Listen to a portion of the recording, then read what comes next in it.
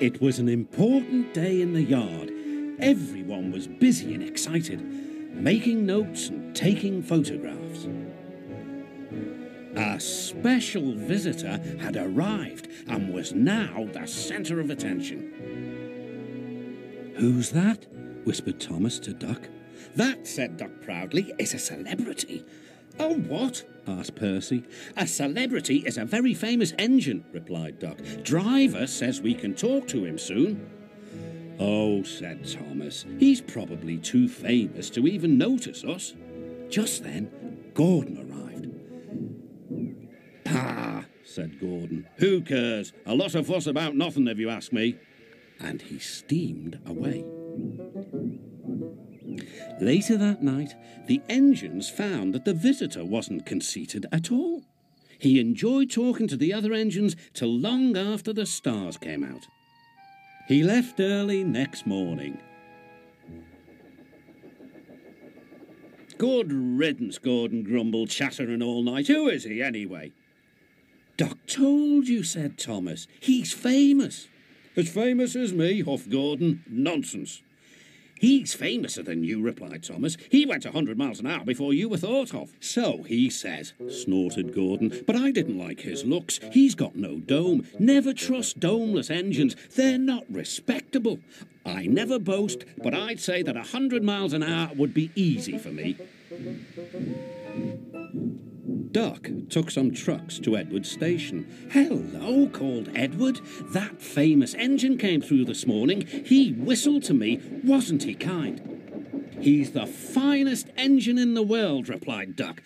Then he told Edward what Gordon had said. "Take no notice," soothed Edward.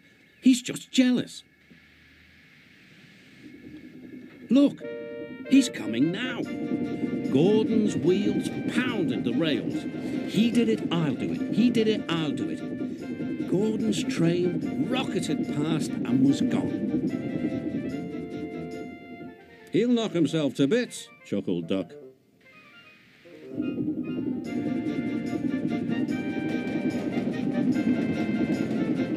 "Steady, Gordon," called his driver. "We aren't running a race." "We are, then," said Gordon, but he said it to himself. Suddenly, Gordon began to feel a little strange. "The top of my boiler seems funny," he thought. "It feels as if something is loose. I'd better go slower." But it was too late. On the viaduct, they met the wind. It was a teasing wind which blew suddenly in hard puffs. Gordon thought it wanted to push him off the bridge. "No, you don't," he said firmly. But the wind had other ideas. It curled around his boiler, crept under his loose dome, and lifted it off and away into the valley below. Gordon was most uncomfortable. The cold wind was whistling through the hole where his dome should be, and he felt silly without it. At the big station, the trucks laughed at him.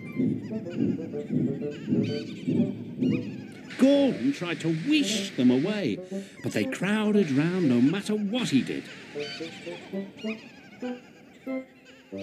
On the way back to the shed, Gordon wanted his driver to stop and fetch his dome. "We'll never find it now," said the driver. "You'll have to go to the works for a new one." Gordon was very cross.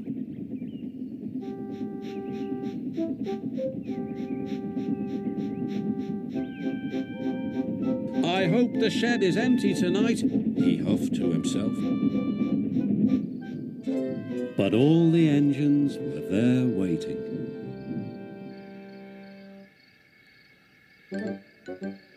"Never trust domeless engines," said a voice from somewhere behind him.